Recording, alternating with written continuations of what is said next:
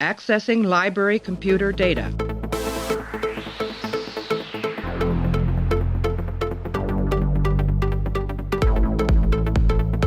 Out there are no saints, just people. Hey everybody, welcome back to the show. We're continuing our run through Star Trek Deep Space Nine. Right now we're up to the episode called Shakaar, the 24th episode of the third season, aired on May 22nd, 1995, written by Gordon Dawson, directed by Jonathan West. In this episode, Kira's old resistance leader refuses a government order to return some farming equipment, which might be the worst Memory Alpha description of an episode I've ever seen, even though it is truthful. We're joined by Clay. Clay, how are you? I'm good. I was going to make some sort of Tupac Shakur joke, but I don't want to pretend I know enough about him to really thread that needle. So, I will say, I'm very happy to see that in the future they still have regular darts, and it's not like 3D darts or like Romulan darts. Hologram darts or something. Yeah, something else made up. Not to get too far into it, but I think it's important that they just had darts, because I could see them doing that whole subplot. I didn't care about the other stuff. I just want to talk about darts. Sure. Doing that whole subplot with some made-up game like Dom that Jot, other episode. Yeah, Dom Jot from Tapestry. Yeah, the pool and just game. You have it giving absolutely zero shits about what's going on. Well, I still think that they're not playing darts correctly because they're constantly shooting for the bullseye anyway. So... Well, but that's the only way, like, most people know how darts work. It's you throw for the middle. Why is the bullseye smaller than the 60-point space? It doesn't. I don't really understand what the sort of game design behind darts is. Then it's harder to hit. But why don't you want the 60-point spot to be? I don't know. I don't know how darts work. I just know that you're supposed to, it's impressive when you hit the tiny spot in the middle. Do you want to know how I was going to respond to whatever Tupac Shakur joke you made? Yes. I would have said, yes, Clay, you're absolutely right. I bet you don't know this, but there's a deleted scene where Shakaar walks over to Bryle's candle and says to him, "That's why I fucked your bitch, you fat motherfucker. West side." See, no, that's not a joke that I could make unless I had done like extensive research. And then I would have smash cut into Hit 'Em Up, and we would have just listened to Hit 'Em Up for the next 5 minutes and then come back in. So anyway, let's take a break. We're going to play an audio clip. I'll come back. Clay will come back. We're going to break down Shakaar. So, Major Kira Nerys, Deep Space Nine's first officer. You made quite a name for yourself. Not really. You've accomplished a great deal. You should be proud. Pharrell and Lupus are so proud of you they actually stand a little taller every time your name comes up. Pharrell and Lupus, you still see them? Of course. Both have farms less than 10 kilometers from you. Those two are farmers?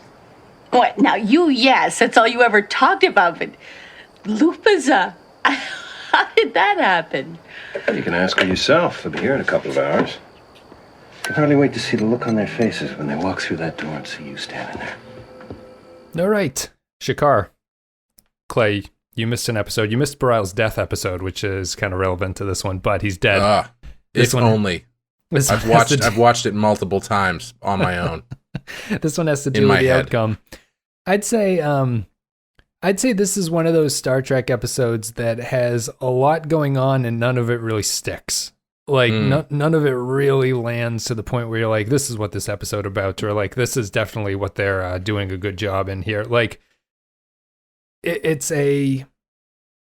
I don't know. Do you want to go off of that before? There's one point I want to focus on, and I think everything kind of springs off of that. But what do you think in a general sense? This is 100% an episode that I would have hated when I was younger, because it deals with the not Starfleet for the most part, and it has a scene which is sort of sums up my traditional thought of Deep Space Nine before I really started watching it, which is the scene where what's the woman's name? Kai Wynn. Kai Wynn is talking to Cisco, and they play really like dramatic music over him saying, "I regret to inform you that we will not be able to support you in this land dispute." And she's like, "Well, then maybe we should think about not joining the Federation." And he's like, "That would be a bad idea because the Federation is very helpful. It was like the sum up of everything that I thought I hated about this show. It's just like Sure. Diplomacy with like an edge to it, like a musical edge to it. But in the context of the episode, I thought that stuff was fine. Yeah, I don't know. It was all right. It was I find, as much as I like Kira more in the context of the Deep Space Nine place than I do on Bajor. Yeah. Because I just don't really care about Bajor, to be honest with you. Yep. Yeah, I found the politics that they were kicking around pretty interesting.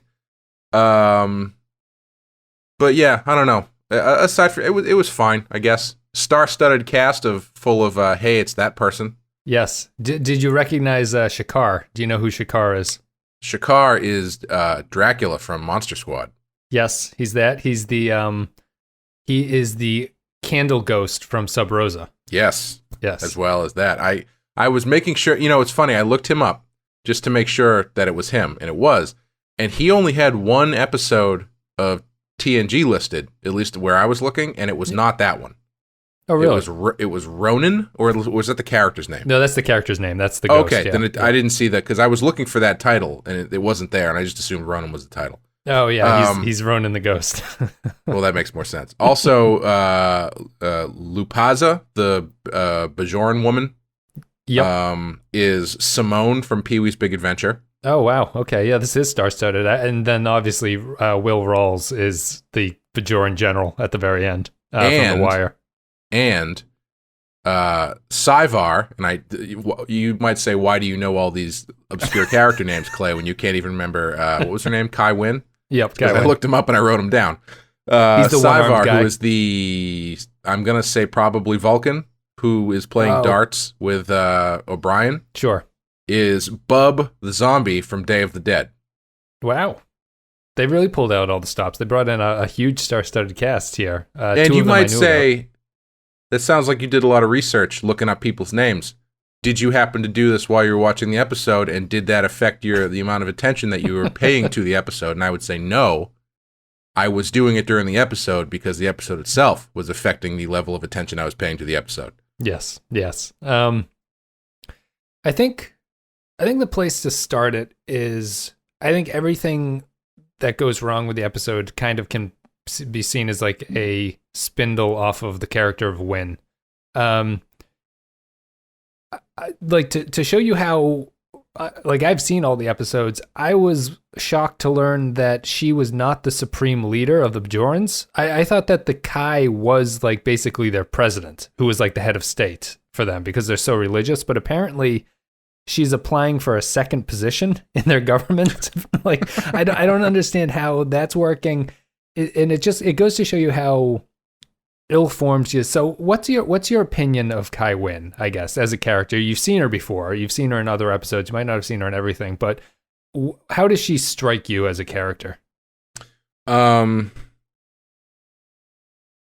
Fairly condescending, more than anything else. And, I was going to say my actual favorite thing about this episode, and this is not like a story thing, really. It's more of like a technical thing, is that when they started talking about a decent amount of stuff that happened, Kai Wynn, Bareil dying, all this kind of stuff. The peace treaty.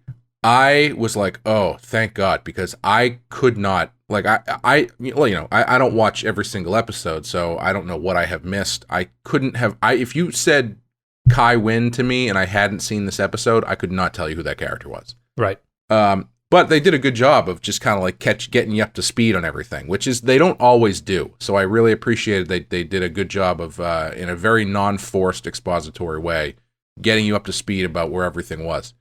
Her as a character, I do remember her always coming off as condescending and fairly power hungry, actually, if I remember correctly. Yep. My problem with Wynn is that she seems incompetent at what she's doing. Like, I think the character has to be written as, and you're right that she's power hungry and that pretty much everything, she's shown that, or it's been hinted that like her religious nature is kind of a front, and that it's all about the power situation that she's after, and she doesn't really care about the religion of the Bajorans or being like a good Kai or anything. But she's constant in this episode and the episode before this, the one where Bareil dies, she loses control of the situation. She causes something to happen, and it's not the outcome that she wants. And then in this episode, she has to beg Sisko to help her. It's like, why is this character written so incompetently? Why wouldn't she be more of a Machiavellian string puller who is like very capable of controlling the situation, and that would give you a strong enemy to go against? She's like the opposite of Dukat. She's just not competent in anything that she's doing. And when you compare it to Dukat, it just comes across as a waste of time that she's the villain, because she basically sets the house on fire by accident, and then we have to fix the problem. And it's like, why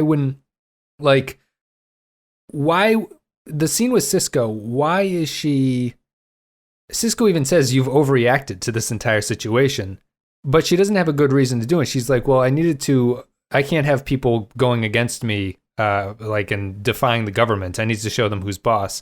I guess we're supposed to assume that she's an authoritarian like the Changelings, but it's not. Everything she does in this episode doesn't make any lick of sense, and it feels like there are so many outs to fixing this that it's unbelievable to me that it came down to a civil war, basically like a pre-Civil War situation. Yeah, it's interesting that she's perceived as not as the religious part being more of a front. Because that was actually the one element that I really liked, was that when they do have that conversation with her and Sisko, she makes that comment about, the prophets have given me a test, and I have to endure this hardship in order to prove, that whatever. Yeah, to prove that she's walking the correct path, basically, by stopping Shakaar. I actually liked that because I liked the concept of this religious leader being put into a political position and then making decisions based on her own religious beliefs and the folly that will lead you into. Maybe they probably could have leaned into that a little more if they wanted to. I don't know if that was the point, but they've never explicitly said that she's a fraud religiously, but there was in a previous episode, the one example that I thought was like pretty subtle writing is that she constantly refers to Sisko as the emissary, right? Like she calls him the emissary over and over and over until at the end of that episode, she gets what she wants, which is, or it might have been a different episode. She gets what she wants and she becomes the Kai. As soon as she becomes the Kai, she says, "Please tell Commander Sisko."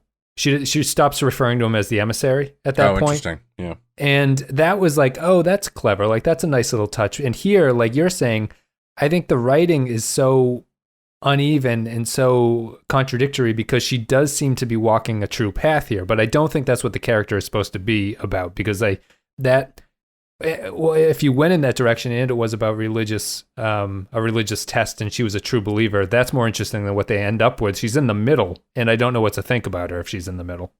Yeah, she ends up just, they set her up as this religious leader trying to stick to her guns, whether or not that's the right way to do it.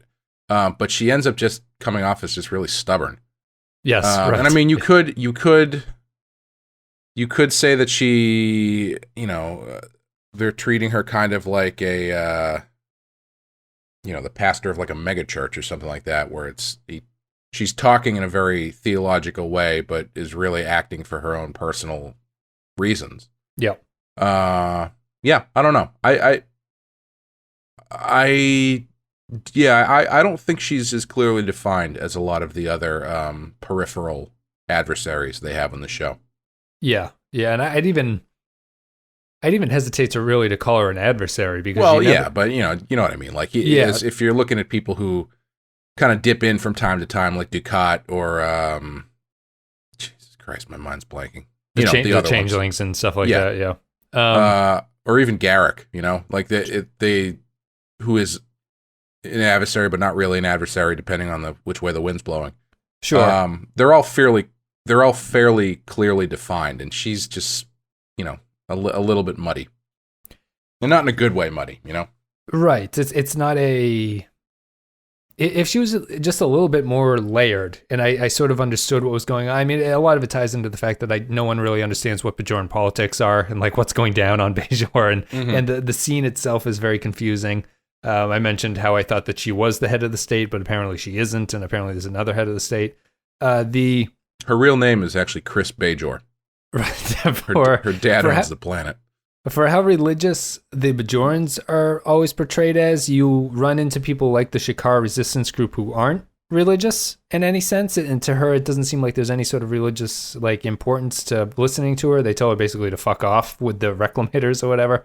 And I just feel that the solution to the problem, if you get really into the universe, is just why don't you make more reclamators? I don't know why they only have 2 or whatever it is. Well, you know, why did Thanos not just double the size of the universe or whatever? Right. Or just like, I don't know. When the solution is a technological thing, it doesn't really stick well. Like if they're bickering about land or something, it's one thing. But if they're just like bickering about like they have the machine and they won't give the machine back, I feel it's just kind of silly. Yeah, and I was thinking like, why don't they just? I mean, obviously this is stupid things we've talked about before. But I was like, well, they have replicators. Right. Why are they even growing food? 3D print. Well, no, I was thinking, why don't they just 3D print more machines? Right. How hard could it be? Instead of asking Starfleet to help hunt down Kira, why don't they say, "Hey, Starfleet, build us some more of these machines"? That's right. See, but it's never like the Federation won't do this until you remember. You know, like I wish there was more. It doesn't make any sense to me because the Bajorans here seem like they're trying to get into the Federation. I wish it was more the opposite, that they didn't want to, and the Federation was trying to push them into it. Yeah, because that would give them a realm where the Federation can't give them things because it is improper to sort of be bribing them with stuff. Yeah. But here it seems like they want to do it, and they're all suffering. So why doesn't the Federation give them some stuff or just let them into the Federation? It seems like it's kind of an odd thing. Right. But I like. So the wishy-washiness of the farming comes back to why does Wynn want to take the reclamators back? In your opinion, like what is she trying to do here with this? Why isn't she just happy to have any farmland being made? Why does she want a specific farmland to be made? I thought that it was basically like fulfilling a campaign promise kind of thing. Okay. And I mean, I could be wrong. Maybe I didn't read it correctly. Do you think it's more of a personal thing against Shakaar, which is also, completely plausible? It might be possible. What I thought it was that apparently using it in this other area will give you more stuff that you can sell, I guess, was the thing where she's like, if you use it in this growth-rich area, we can start selling stuff and we can become a part of the universe and everything.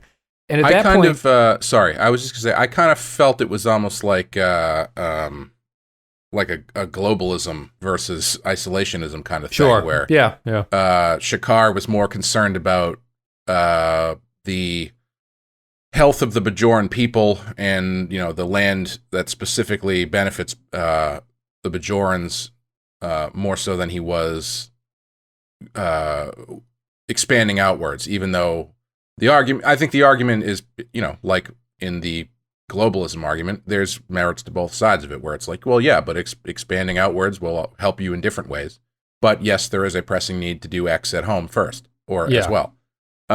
Which I think is an interesting topic for them to cover, but it doesn't really end up doing that. No, I mean, I feel Shakaar has kind of a weak position because they're all Bajorans, and if they can use these things in a place that gives them more food, isn't he just being selfish by not giving them back so that they can do that? Or, give him one. I don't know. Right. How many do you need? But I mean, the silliness of the conflict leading to civil war basically seems silly. Like it's almost like this should have been a two-parter, except it would have been a terrible two-parter because there's not enough yet. There's not enough stuff yet. There's also not enough time to sell any of the stuff that's going on. And I don't know. It's just like I feel that the stakes there are kind of silly. It's just like, why don't you give the machines to the place that makes a lot of food? Everyone will be happy. You'll all be fed. And then when that's done, you can have them back and you can grow your own food at that point. Yeah, I think it was also where before the peace treaty was signed, were Wynn and Shakaar more or less on the same side, or have they always been traditionally like adversaries? No, I think they're on the same side. I don't know what Wynn's role in the resistance was, but she seems to have been, it was favorable enough to the resistance where she's winning elections by the people. Okay. Well, I was just thinking, I mean, there is also that aspect of like, you know, you've got these two groups who were involved in the same, who were historically involved in the same effort, and now one of them, they're now going in different directions, and you know, one of them is thinking much larger scale now, and the other one is kind of thinking a lot smaller scale. I see. It kind of mirrors Kira's growth from where she was a resistant fighter, but then early episodes had Kira focusing on like now she's sort of a bureaucrat administrator. And her role it's kind of like you've seen L.A. Confidential, right?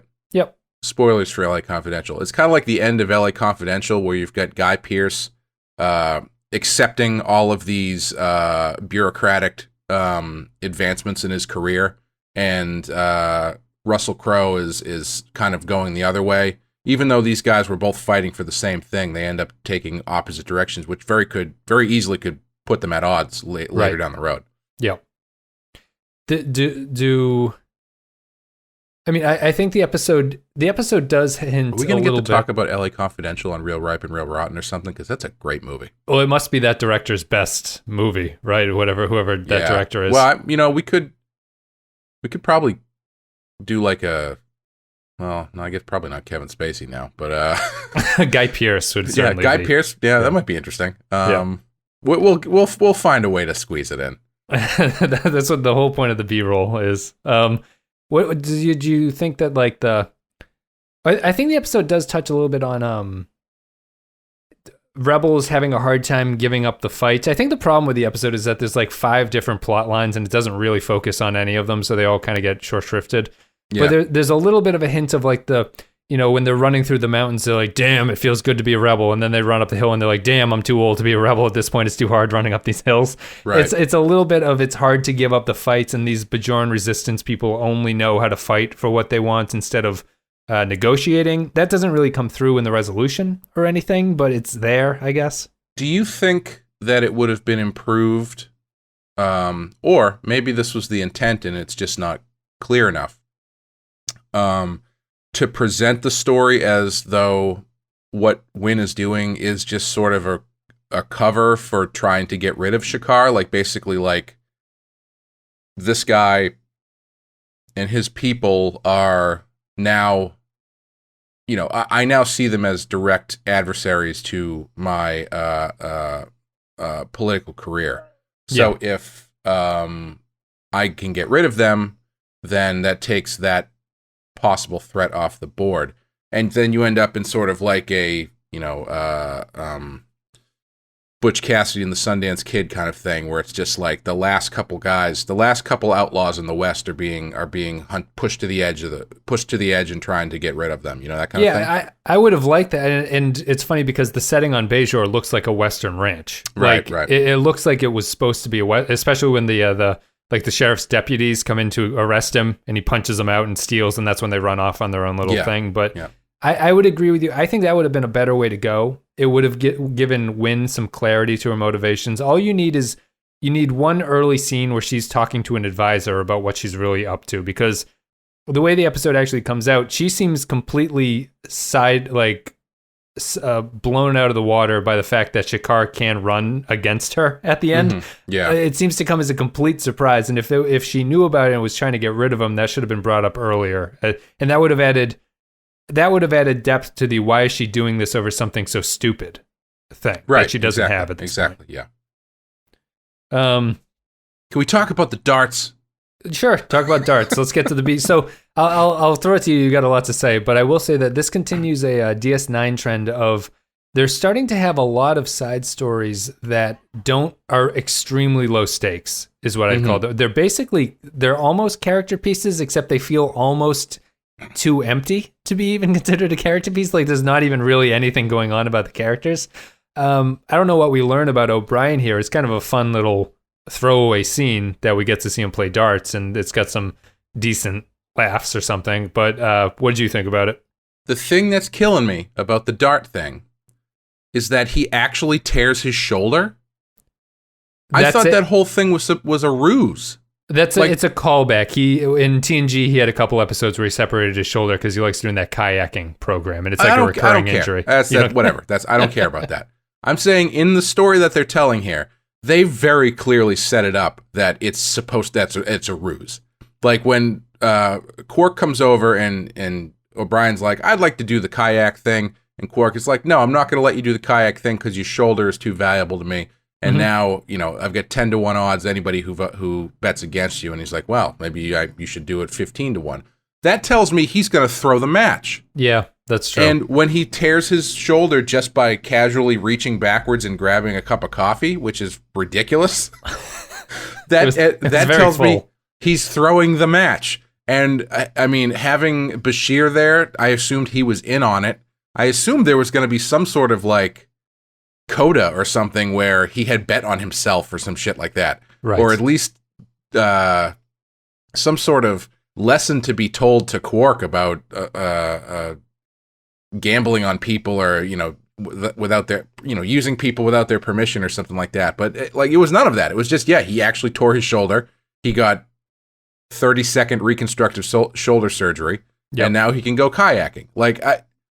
I don't know. I just felt really unsatisfied by that. Well, that's what I mean. Like the stories that they're doing there don't even have conflict in them. It's like there's nothing driving that story, or it doesn't even really thematically tie in with the Akira stuff. It's very weird what they're doing. I like it on some level. Like I like the fact that it's kind of a day in the life scenes that you're seeing on the station, and it's not always like balls to the wall. There's a anomaly in space and it's coming to kill us. They've stopped doing that stuff, which was bad, but now they've moved into slice of life stuff that almost feels too low stakes. Like I need a little bit more stakes in these storylines. And your thing about the betting would have made sense, or just O'Brien being forced, O'Brien being pressured to do it because others were betting on him or something, like, and him not wanting to do that. I don't know. I feel like there's space for a little bit of conflict there, but they never insert anything. I also thought if he wasn't going to throw the match, I thought maybe he was faking the shoulder injury. And then, again, my line of thought was he's betting on himself.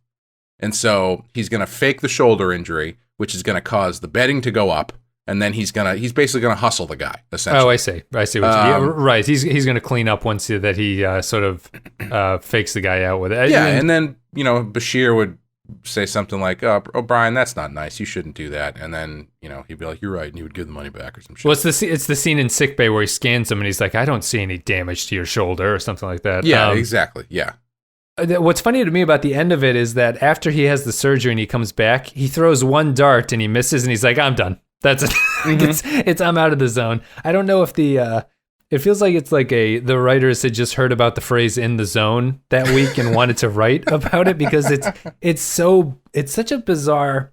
I make it sound like it's weird. It's just weird when I sort of intellectualize what that story is, and it's like I guess the harshest criticism is that the Shakaar script, it came in 10 minutes short, and they're like, we need 10 minutes of stuff to fill the time here. Let's have O'Brien play darts. Mm-hmm. And I don't know. It feels too good for that. It doesn't feel like it's just kind of a weird one-off. It's just a little bit strange that that's what the show is doing at this point. Yeah. It was weird. Or have the Vulcan beat him or something. I don't know. I just thought overall it was entertaining enough to keep my attention, but ultimately it didn't matter. Right. Like there was no button on it or anything. It was just there to be light entertainment in between scenes of people groaning about backaches and diplomacy. The reason that they have these games, and they've had chess, poker, and darts to this point, the reason that they have these games on a production standpoint is because they need the cast to be able to do something while they're talking. So it adds a little bit of like visual flair to what's going on, which is what you're saying. But I feel that there is a thought process that needs to go into the games about how they also serve the narrative. And I think poker is far and away the best game that they ever came up with to play, because the nature of poker allows you to do things like explore Data's storylines and stuff like that. It allows you to play with Worf's characterization as someone who's angry and doesn't really bluff. Chess was a little bit less interesting. I got into a funny sort of back and forth with listener Holly on Twitter about the chess thing, just because I feel like chess is a bad game to play because they had scenes where stuff like Troy or Kirk beat Spock and Data at chess by acting illogically, which is not how chess works. Like that's not a good game for that kind of story, because it just doesn't make any sense that you would beat someone who'd be super good at playing logical chess by playing illogically. Poker fixes that because the humans can beat the logical people at the game. That's the nature. That's how poker works. So what do you think darts brings anything? Do you think darts is a good game outside of the fact that it's in a bar? I don't know. That's a tough call. I don't know if... I guess it's a more visually interesting game. And you could have, theoretically, there's more room there to have the shots that are being taken affected by mood or emotion or something like that. Yeah, I feel it's a much easier to produce, I'd assume, because it's basically a wide shot, like or medium wide shot where they can get everyone on camera. Yeah. As opposed to a poker table where they have to shoot around the table. Yeah, you just have, I think every dart shot was the same, more or less, where it was like everybody kind of like huddled up, camera in left, the background, more yeah, or less, right. yeah. And then they do a hard cut to just the board. Yep. So it's easy to produce. There's a certain level of aggression and focus you could play with. If you wanted to. It's a game that can be, you can use it to illustrate focus or aggression or calmness or being in the zone. There's a lot of opportunities for darts, I think. It's kind of an easy way to show. Probably the most I've ever thought about darts. Well, it's probably that's what this podcast is all about. It's probably a good way. It's a good game to show if someone is just completely off in their head. Yes. Too. Like a bad miss in darts is like, oh, something's wrong with that. As we learned about with O'Brien's shoulder, like he misses the board and he's like, my shoulder, it's no good anymore. Well, it's they didn't do the old standby like from Young Frankenstein where they're taking the shot and then somebody says something at the last second that catches them off guard and they like throw it into the bar or something. Right. Yeah. And you hear the cat squeal. We're almost at 30-something minutes. I did want to talk a little bit about Kira before we go to final thoughts here. You like Kira. You said that starting off that you like Kira on DS9. How do you feel about Kira in this episode? Does she do anything for you? And I'm speaking as to like the larger plot where she got out of a relationship in this episode and she seems to have started a new one and she's blown out Bareilles' candle. What does that mean to you? Is that the implication? Is that she and Shakaar are like a thing? He comes back.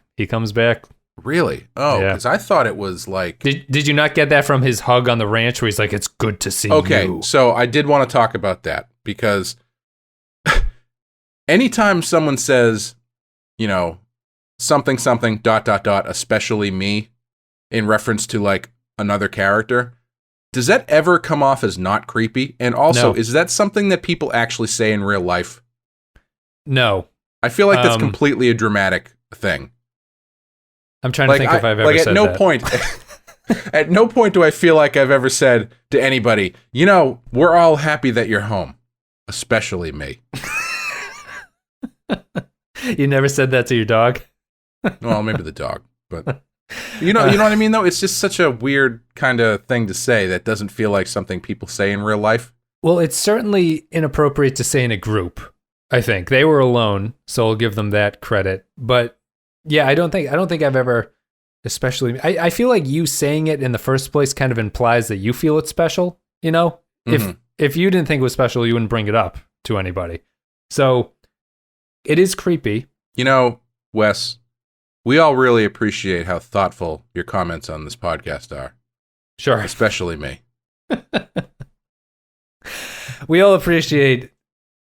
fuck, I sort of confused myself. I didn't come up with a Tupac Shakur hit him up lyric. So the implication is that they're like a thing, because I thought her blowing out the candle was just her way of like letting go of the past, because that was also sort of like what the idea here was. Yeah. In this episode. So that's surprising. I didn't realize. Well, she really has a thing for like revolutionaries, huh?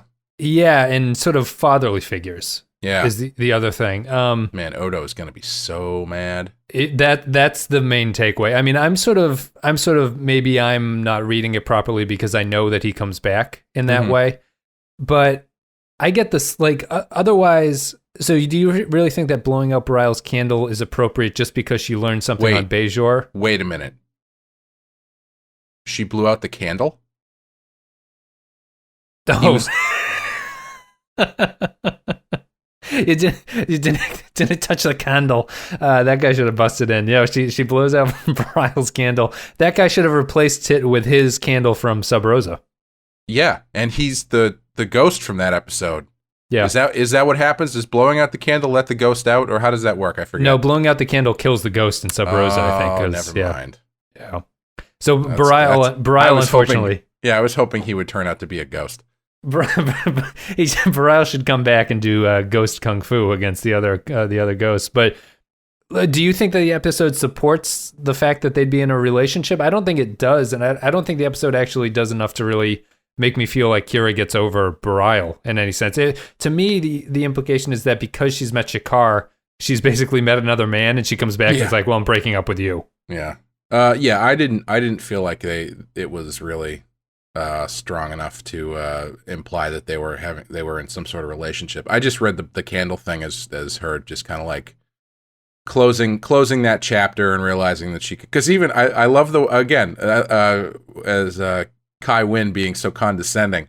She's like, "I'm sorry, are you praying for someone that recently died or this guy that just died? It surely can't be for Bareilles, who's been dead for like a couple months." There's a lot of shade throwing. We didn't mention it in the die is cast thing, but there's a lot of, I'm noticing these funny things, like you just mentioned that about Wynn, where she's like, "I'm sorry, are you still mourning the loss of your boyfriend," kind of a thing. But there's a scene in the die is cast at the very end after the whole episode. Remember when the Admiral is talking to Sisko over the thing, he's like, "I'll either promote you or kill you," or whatever he says to Sisko. He has a line where he's like, "God damn, this is even worse than the Battle at Wolf 359.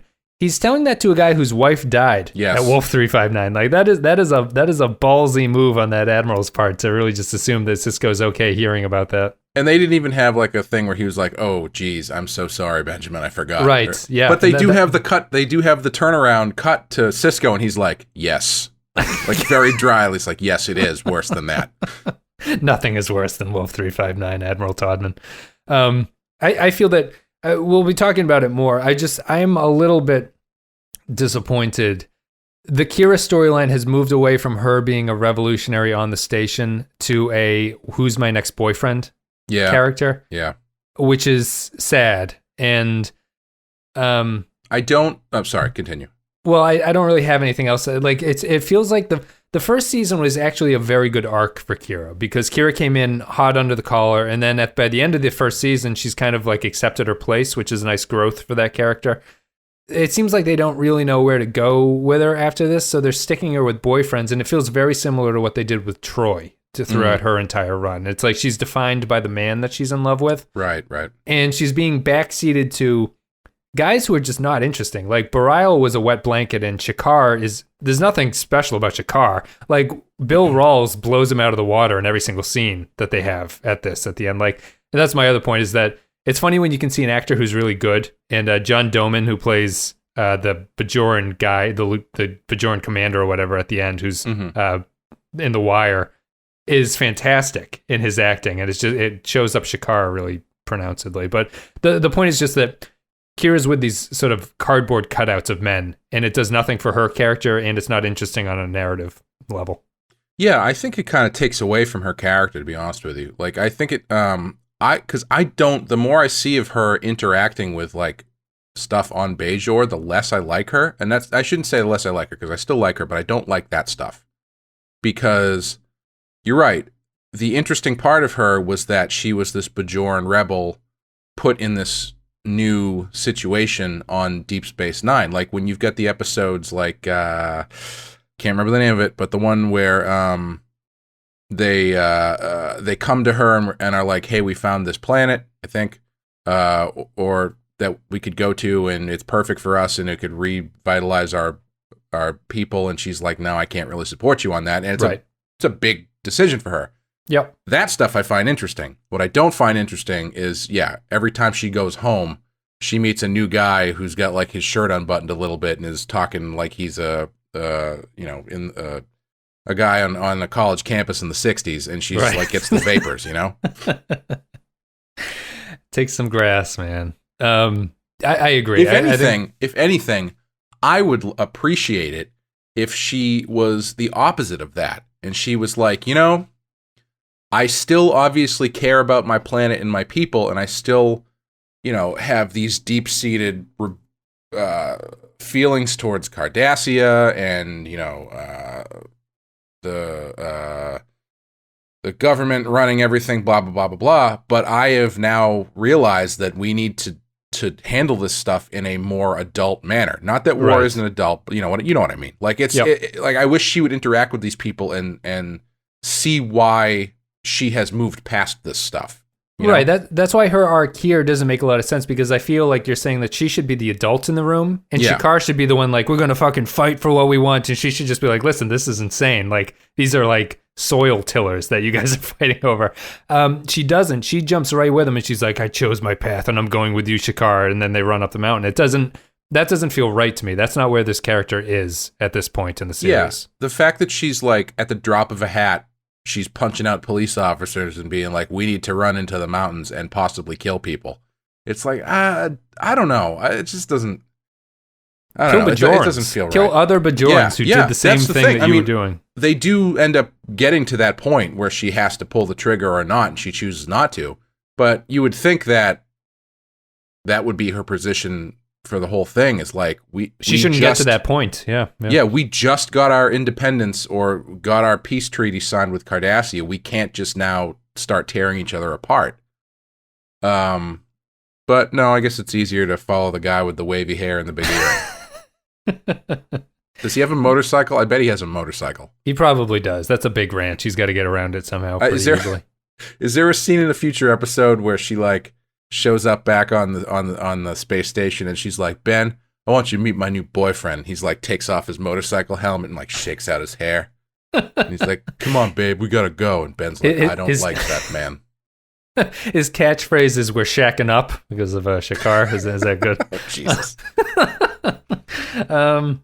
I think that's it. We're done. We did a pretty good job talking about this one. We're going to take a break. I'll play an audio clip. We're going to come back, and we're going to our final thoughts about Shakaar. Now, I believe you were saying something about wanting to walk out of here. That's right.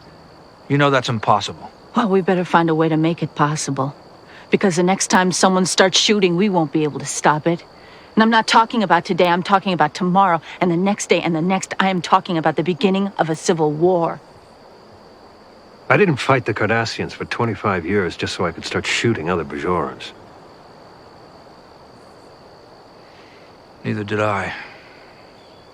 So, what do we do about it? All right. So, final thoughts this time. We'll do Patreon thoughts, actually, first. If you guys support the show on patreon.com/The Pensky File, you get to leave thoughts about upcoming episodes, and we read them and react to them on the podcast. Andrew K-Log says, Shakaar, the Lee Nollis and Vedic Virile Replacement Man episode. Amazing that if this guy is so well known, they would just now think to bring him back into the fold of leadership. Actor is weak and the character fails to develop. That being said, the continued descent of Kai Wynn is a powerful testament to the proverb, power corrupts and absolute power corrupts absolutely. This episode points to the fact that Wynn will cause far more harm than good as the show continues to develop. Excuse my reading disabilities. Yes, actor's weak. Character doesn't develop. I just don't like Win. I like in a series that actually has pretty good villains and characters who aren't villainous but have sort of like facets of a personality that could go either way. I think Win feels like a TNG villain to me in some ways. Like, and I think TNG would have done a better job of making her just be that kind of like a blanket bad, obviously bad person. Win doesn't feel effective to me in DS9. It's just part of the Bajoran problem in general. Yeah, you know actually what bothers me about her? It's a stupid detail. She constantly says "my child" and refers to people as child, and I feel like that's why it feels so condescending. Yeah, it's just really weird, and that stuff always feels really forced when they work in those sorts of affectations. Yeah, like once or twice maybe, but she says it all the time. I feel the character is supposed to be not faithful to what she's saying there. Like it's how she refers to Cisco as emissary when he's around. It's like it's kind of fake respect, I guess would be the way to describe it. She's kind of I feel she's trying to worm herself in, but she's not good at it. It's weird to me how bad she is at being a villain in a series that does pretty well. Every time she said emissary, she visibly rolled her eyes.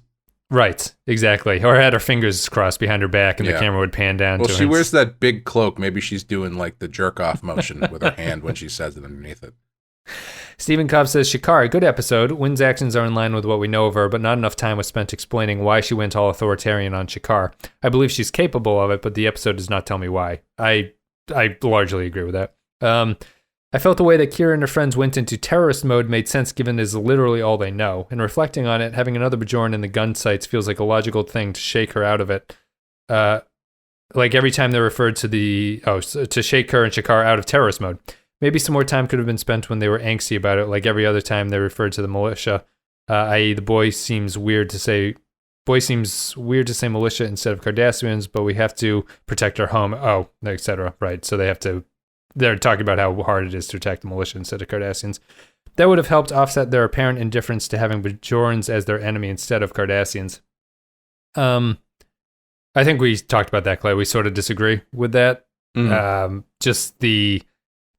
I don't think the episode does enough to justify them being stuck in terrorist mode, especially Kira. I could understand Shakaar and everyone else, although I didn't say that Shakaar seems the least willing to do what they're doing throughout the episode. Like he's kind of like, time to move on. He seems like he wants to abandon it even more than Kira, and I don't know if he should have been more hardline about things.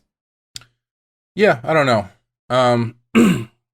I think it's interesting because he doesn't. He seems like he wants to move on, but again, it's like he is so quick to switch back. I don't know. I don't really. It kind of amplifies how I wish it was a little bit more like trading on the these are the last of the rebels kind of thing, where he's trying to get, just when he thought he was out, they pulled me back in, that kind of shit. Right. Yeah. I mean, or even if even starting them as a farmer, maybe it makes narrative sense, but you could kind of see the storyline being like there's this last holdout of rebels who are still fighting, and the government's trying to sort of weed them out because they want the peace to come out of it, and Kira has to go to the caves where they're all hiding and stuff like that. They didn't go that route. They sort of had him become a farmer, and then he abandons that. But I don't know. Yeah, it's like a really less violent version of the outlaw Josie Wales. Yes, which I no, this is completely off topic. Maybe this will be the non sequitur for the week. I just learned that I really enjoy that movie, but I just learned that it was the book that it was based on was the author's name, which I forget, was a pen name for the guy who actually wrote a lot of George Wallace's speeches in the 60s, like his very racist speeches. Sure. And knowing that really puts that movie into a different light. The movie about the Southern Confederate soldier who just keeps killing Northerners after the war is over. Yep. So, yeah. It makes it less literary and more just angry, I suppose, would be the way. Yeah, and just a hair more. I mean, luckily there's no overt racism in that movie that I can remember anyway. But they do present the Union soldiers as being pretty unforgivable, and the Confederate soldiers as being, basically, what's the word? Flawless, more or less. Yeah. Anyway. Spinobi says, Shakaar, first time writing for these. You'd think I'd make my stunning debut with Improbable Cause or The Dice Cast or maybe the season 4 premiere. You know what? If you're not going to have confidence, we're not even going to read it. Skip it to the next. Next. I'm taking a page out of Ryan Johnson's book and subverting expectations. Anyway, this is a solid Kira episode, as most of our standalone episodes tend to be. Shakaar is not the Bareil we need, but he's the one we deserved. Shakaar's entire group is headed by a much better set of likable actors, and the way they warmly invite Kira and share her friendly banter makes it very believable that Kira has a long history with them. Screw Kai Wynn. Glad to see her lose at her petty schemes that nearly caused a Bajoran civil war to ensue. Also, if literally all of this war was over some farming supplies, couldn't the Federation just replicate some and this whole issue would be over? Yep. Or as Cisco said, would that be messing with internal Bajoran affairs? Regardless, can't wait to see more of Shakaar in episodes to come, especially when a certain changeling is concerned. I don't even need the Federation to do it. They can just make their own. The Bajoran should just make more soil reclamators. I think they made them in the first place. They can make more. Yeah, I think they don't put any parameters on the technology or anything. It's like, we only have 2, and we've lost the directions. Yeah, needs a new Johnson rod in these things. Yeah. These get worn out so quickly. I wish some of these things would put parameters on them, so we wouldn't end up having these questions about the replicator. If it was like, the replicator works to a certain extent, and if you try to do too much, they overload and they don't come out right. Something like that. Something easy. It's all I'll keep coming back to it. I've mentioned it already, but if the Bajoran religion was not the Quakers, who are the guys that lives in Pennsylvania? Amish. The Amish. If they were like Luddites, they were anti-technology. Mm-hmm. All of the Federation's hands being tied in, the Bajorans having difficulty rebounding would make more sense. Yeah. Mm-hmm. But they're not. They never say that. They like technology. They use it all the time. That would be the way I'd fix the Bajoran religion. I'd have them be Amish-like, and they are just hesitant to. And that's why they're hesitant to join the Federation, because they don't want to do that. Right. In the new third timeline they're creating with this new Captain Picard show, maybe they'll address that. Exactly. Joy Mango says, Shakaar, shit, it's William Rawls. It absolutely is. Matthew Ross says, Shakaar feels very similar to Homecoming: The Circle, stories with an honored war hero challenging the status quo and who's the pain in the center. Why, of course, it's Louise Fletcher's win and her purple hat of making Bajor great again. Or is it that the writer said, oh yeah, there's a planet Bajor nearby, what's happening there now? I found it humorous that they used an off-color pale lens on everything on Bajor to show how crappy it was. The idea that they're concerned about shooting their own seems a bit realistic. And wasn't what the rebels were doing actually a coup? Yes. I enjoyed it even though it did feel like the writers were trying to fill a space. Sisko's statement on non-interference was well done and showed his obvious disgust with Wynn. I still like that we hate Fletcher Wynn, and though Visitor Kira's story was also carried out well. Sorry, you confused me by referring to both the actor and the character in the same thing. And it doesn't Shakaar look a little bit like Kirk Douglas? He does look like Kirk Douglas. Must be the chin.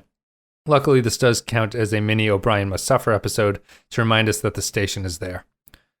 And then Kyle Barrett says, Shakaar, above all else, the episode feels like an amalgam of many of the past Bajoran-focused episodes. You've got Kira visiting a farmer who's jeopardizing a project aimed at helping all of Bajor for his own stake from progress, the war hero who's formed into a leadership position from the opening arc of Season 2, and a replacement for Bareil, this time with a stronger chin.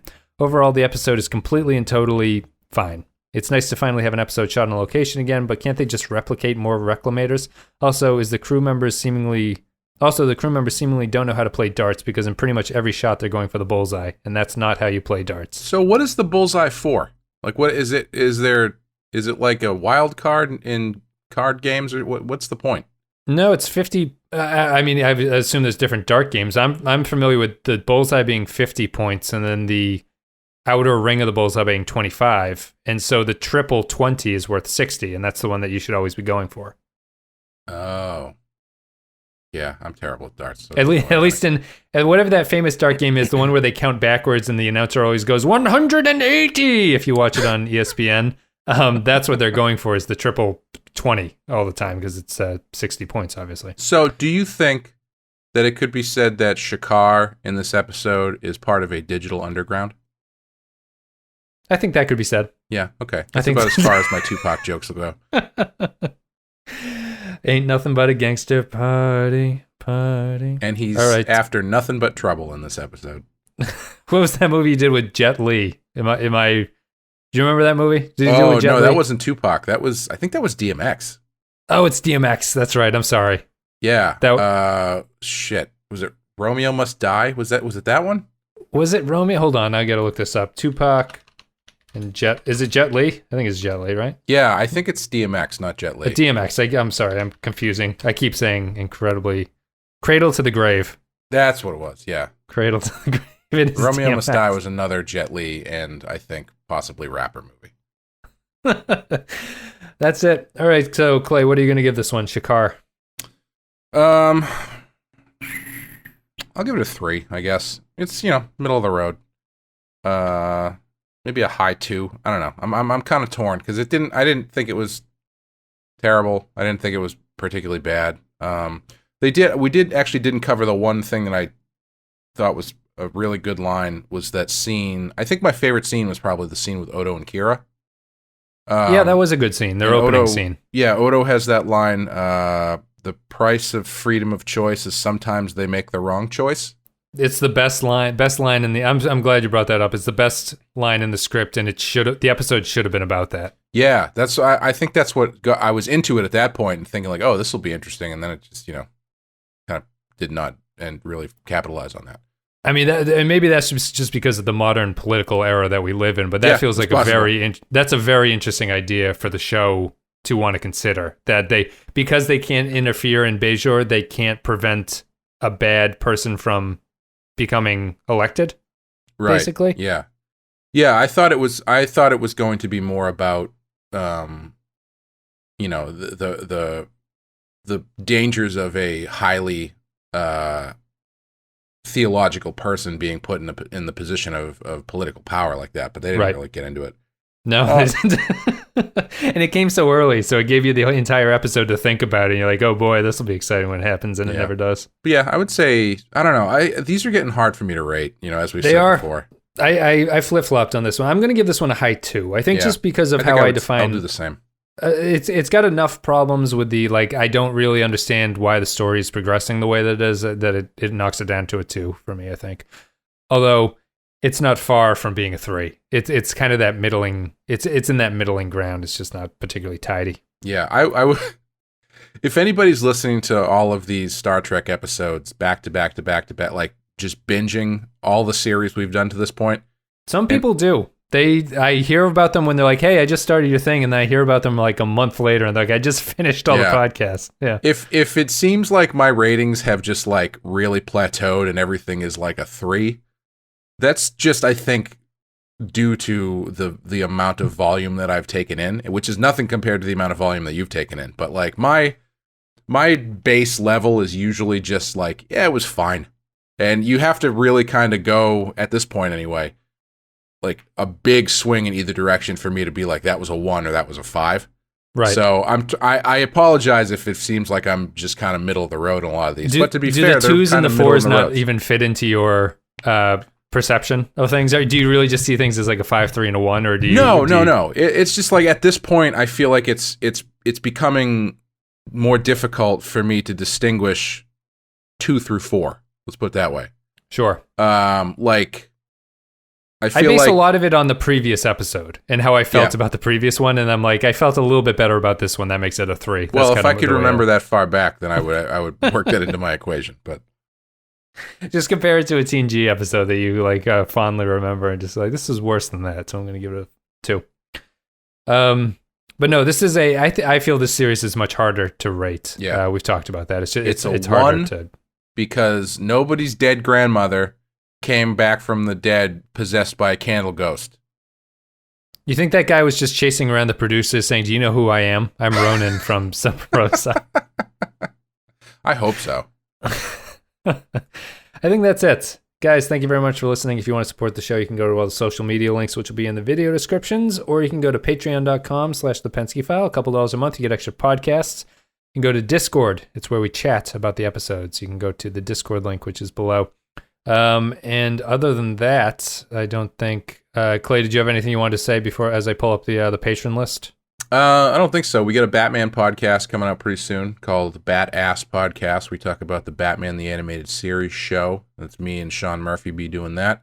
And should be soon. Working on getting through editing the episodes. You can follow us at Bat-Ass Podcast on Twitter. That's at BATTASS Podcast. We have Real Ripe and Real Rotten as the other show, which will be back. We'll do Man on Fire this week, I think, hopefully. I'm so excited. Man, the movie's great.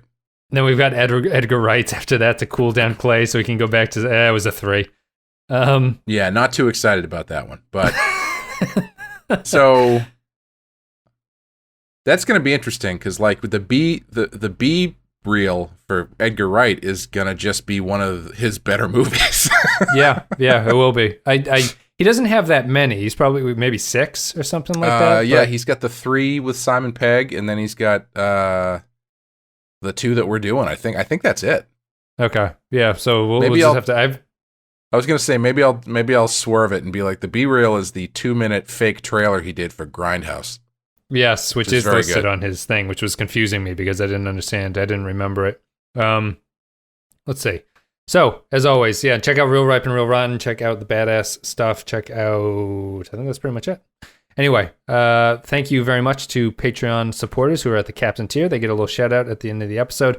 Stephen Cobb, Matt Flores, Samuel Custer, Santos Gonzalez, Robert Cummins, Andrew Kairlog, Matthew Cutler, Spinobi, Russ Graham, Eric Johnson, Nathan Elliott, Decker Sebastiani, Neil Brennan, Carrier Mobility, Michael Pond, Bradley Killens, Rune Vendler, Jay Stanley, Mike Burnett, Matthew Ross, Ben Douglas, Kyle Barrett, Joint Mango, Tarek Latif. Guys, thank you very much. You make it possible. It's the only reason that we do DS9, as I say constantly, is because the Patreon exists. I think that's it, Clay. We have Facets is the next episode, which it'll be in a couple days. Interesting. But outside of that, we're 2 away. We have 2 episodes left in season 3 of DS9. And that's it. I don't know if I don't have really any non sequiturs that I wrote down. Do you have anything you wanted to get off your chest before we call it a day? No, but I will give myself another shameless plug and say that I'm actually doing an art sale through my art rep currently, which is probably too difficult to tell you where that's happening. So if you just follow me on Twitter, it's at deadmeatcomic. You can see the link for that. If you're looking for some original comic book art to hang on your wall or throw in the trash, I don't care what you do with it. Do you have any drawings of Shakaar? No, but I am open to commissions. So if you really want a drawing of Shakaar, I can make that happen. From iHeartKira@gmail.com comes a request for Shakaar. That's it, guys. Thanks very much for listening. Hope you enjoyed it. We'll be back in a couple days. See ya. It's how we do it on our side. Any of you niggas from New York that want to bring it.